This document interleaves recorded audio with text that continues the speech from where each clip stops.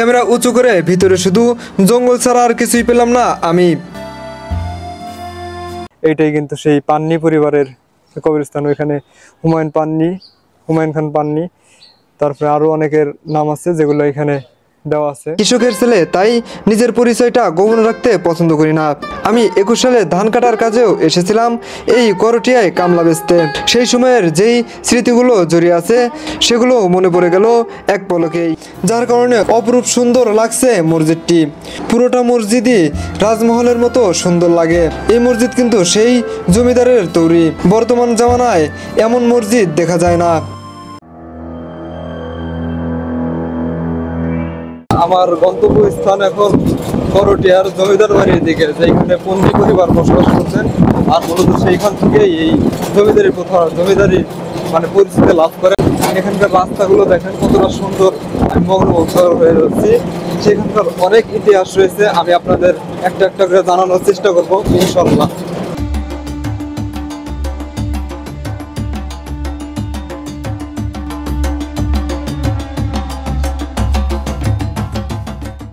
আবারও ছুটে চললাম নতুন কোনো ইতিহাসের খোঁজে, নতুন কোনো এক স্থাপত্যের সন্ধান আমি পেয়ে গেছি।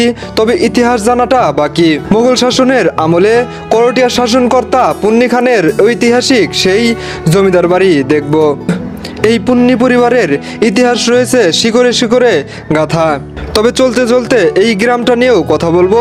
এই গ্রামের ঐতিহ্য অনেক সুন্দর জিনিস তুলে ধরবো।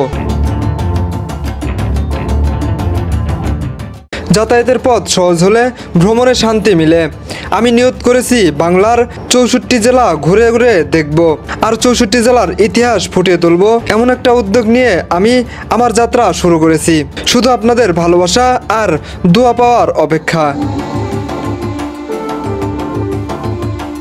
আমি এখন আছি এলাসিন ব্রিজের উপর। এই ব্রিজটা অনেক বড়।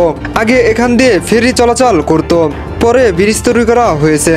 ব্রিজটা বিশাল, যেন ছোটখাটো একটি পদ্মা সেতু।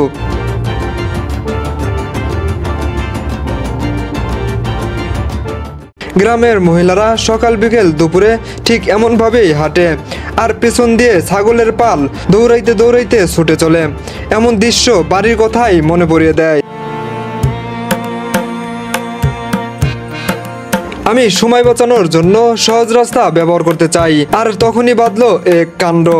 এমন এক জায়গায় নামলাম, ফাঁকা রাস্তা, শুধু সিএনজি আর দু একটা মোটরসাইকেল ছাড়া কিছুই চলে না। এমন রাস্তায় এসে পৌঁছাইছি, একটা অটো যায় না, খালি সিএনজি যায় এই রাস্তা থেকে।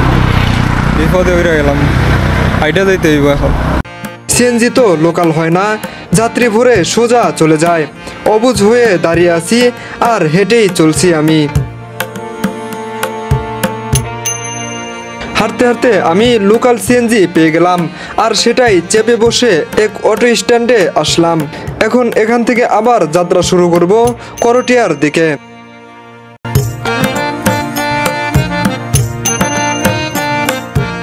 এখন যে যাত্রাটা শুরু করছে এটা হলো করটিয়ার সেই পুন্নি পরিবারের জমিদার বাড়ি। সেখানে সেই জমিদার বাড়িটা দেখার জন্য। যদি পারতাম শুধু গ্রাম দিয়ে ঘুরে বেড়াবো পাখির মতো। আমি আর কিছুই চাইতাম না বিধির কাছে। এত সুন্দর পরিবেশ এখানকার, বলে বোঝাতে পারবো না। আমার কাছে এত সুন্দর কেন লাগছে, নাকি আমি শহর থেকে হঠাৎ এসেছি এজন্যই এত ভালো লাগছে। আমি আমার পুরো আবেগ জড়িয়ে দিলাম এই গ্রামে। প্রিয় বন্ধুরা, সামনেই দেখা যাচ্ছে একটি পুরনো স্থাপত্য। এটি মূলত সম্রাট জাহাঙ্গীরের আমলে তৈরি হয়েছে, সেই ঐতিহাসিক আতিয়া মসজিদ। এটি স্থাপিত হয়েছে 1608 সালে সম্রাট জাহাঙ্গীরের আমলে, যার নির্দেশে এই মসজিদটি তৈরি হয়েছিল। আমি তারই বংশের জমিদার বাড়ি দেখতে যাচ্ছি। আমার বাম পাশে একটি দাখিল মাদ্রাসা, মাদ্রাসার পাশে আছে একটি পুরনো স্থাপত্য। এটি হলো খানকা। এখানে আদম কাশ্মীর রহমতুল্লাহ আলাই ইবাদত করতেন।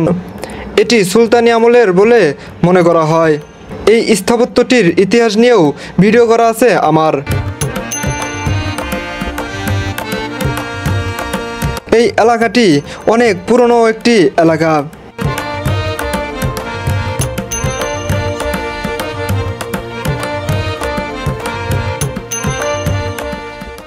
আমি অটো থেকে নামলাম আর এখন আমাকে হেঁটে হেঁটে যেতে হবে সেই জমিদার বাড়ি। আমি করটিয়াতেই নেমেছি আর এখন শুধু জমিদার বাড়ি যাওয়া। আমরা কিন্তু করটিয়া স্ট্যান্ডে নামে হেঁটে হেঁটে যাইতে হইতেছে। এই করটিয়া কিন্তু আমার অনেক আগে থেকেই পরিচিত একটি জায়গা। এই করটিয়া আসার সময় 2020 সালে আমি একটি অ্যাক্সিডেন্টে পড়েছিলাম। করটিয়ার কথা মনে হলেই সেই দুর্ঘটনার কথাটাই আগে মনে পড়ে। বিশেষ আরও একটি কারণ আছে এই করটিয়া পরিচিত হওয়ার। আমি কৃষকের ছেলে, তাই নিজের পরিচয়টা গোপন রাখতে পছন্দ করি না। আমি 21 সালে ধান কাটার কাজেও এসেছিলাম এই করটিয়ায় কামলা বেচতে। সেই সময়ের যেই স্মৃতিগুলো জড়িয়ে আছে সেগুলো মনে পড়ে গেল এক পলকেই। আমি আর আমার সহপাঠীরা এখানেই কামলা বিক্রির জন্য দাঁড়িয়েছিলাম। বিভিন্ন ধরনের পেশায় আমি নিয়োগ ছিলাম, এখনো জীবনের পেশায় ছুটে চলছি। দোয়া রাখবেন আমার জন্য। হাঁটতে হাঁটতে আমার কেন জানি মনে হলো আমি সেই পান্নি জমিদার বাড়ি পেয়ে গেছি। এই যে আমি যেই স্থান দিয়ে হাঁটতে হাঁটতে ছুটে চলেছি, এটি সেই জমিদার বাড়ির গেটের রাস্তা। এখন দুই পাশেই দোকান বসিয়ে মার্কেট তৈরি করা হয়েছে।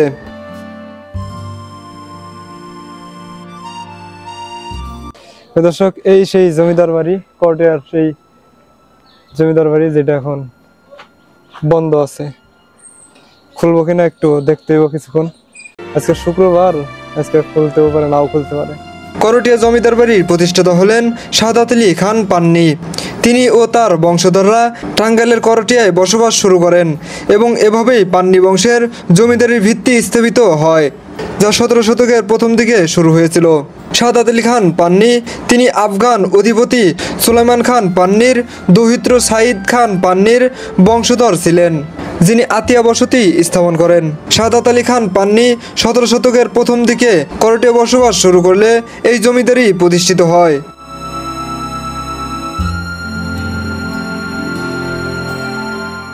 করটিয়া জমিদার বাড়ি টাঙ্গাইল জেলার অন্যতম গুরুত্বপূর্ণ ঐতিহাসিক স্থাপনা, যা পান্নি পরিবারের ঐতিহ্য ও ইতিহাস নীরব সাক্ষী হয়ে দাঁড়িয়ে আছে। খেয়াল করে আমি দেখলাম এটার উপরে টিনের চাল। এটা সাদাত আলী পান্নি খান এখানে বসবাস করতেন, তখনকার সময় এই জমিদার বাড়িটা প্রচলন ছিল, তখন এটার জমিদার বাড়ি হিসেবে আখ্যায়িত করা হয়।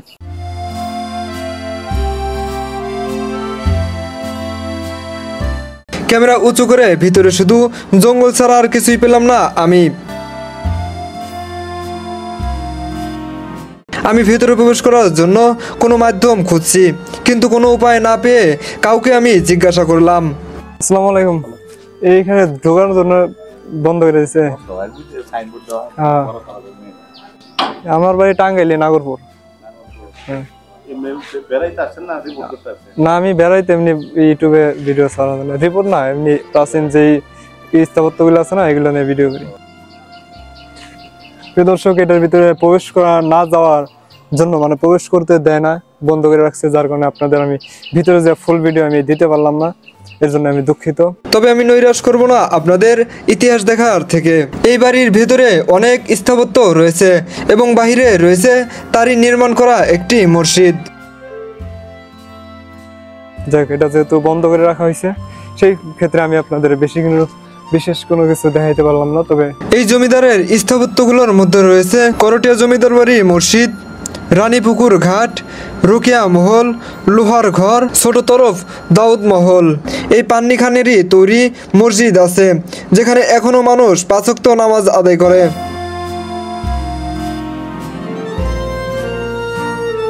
আমি যাচ্ছি সেইখানে যেখানে এই জমিদারের তৈরি মসজিদ রয়েছে। দলে দলে মানুষ যাচ্ছে সেই মসজিদে নামাজ পড়তে। দূর থেকে আমি মসজিদটা দেখতে পেলাম, তবে সামনেই পারিবারিক কবরস্থান রয়েছে। এই কবরস্থানে পান্নি পরিবারের সবারই কবর।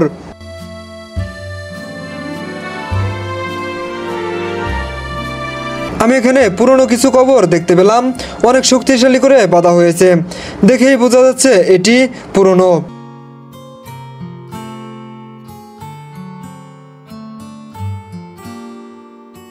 সংস্কার করা হয়েছে, যার কারণে অপরূপ সুন্দর লাগছে মসজিদটি। পুরোটা মসজিদই রাজমহলের মতো সুন্দর লাগে। এই মসজিদ কিন্তু সেই জমিদারের তৈরি। বর্তমান জামানায় এমন মসজিদ দেখা যায় না। আমি কিন্তু সেই পান্নি পরিবারের যেই জমিদার বাড়িতে প্রবেশ করার জন্য চেষ্টা করলাম, সেইটা কর্তৃপক্ষের দ্বারা কিন্তু বন্ধ আছে, সেইখানে আমি ঢুকতে পারলাম না। তবে তার নির্মিত যেই মসজিদ ছিল, এটাই সেই মসজিদ, বর্তমানে একটু অন্যরকম করে রাখা হয়েছে। এই সেই পান্নি পরিবারের যেই মসজিদ ছিল, তবে এটা নতুন করে সংস্কার করা হয়েছে, এর জন্য নতুন নতুন লাগে। কিন্তু এই যে আর্ট আকৃতি, এটা জমিদার একটা ভাবই রয়ে গেছে। কি সুন্দর গম্বুজগুলা, ঘন ঘন গম্বুজ এখানে দেওয়া আছে।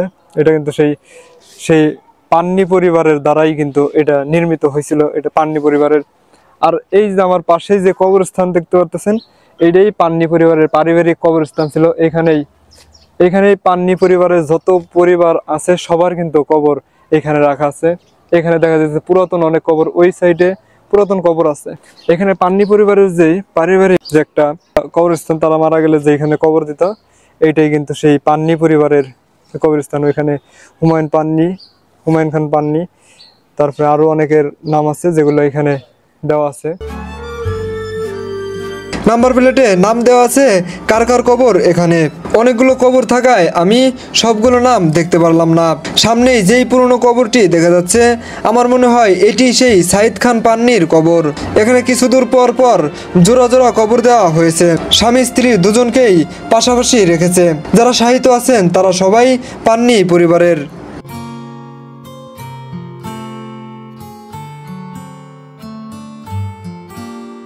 আজকে ইতিহাস দেখে মনটা না ভরার মতো আমার, যতটুকু চেষ্টা করেছি আশা করি ভালো লাগছে।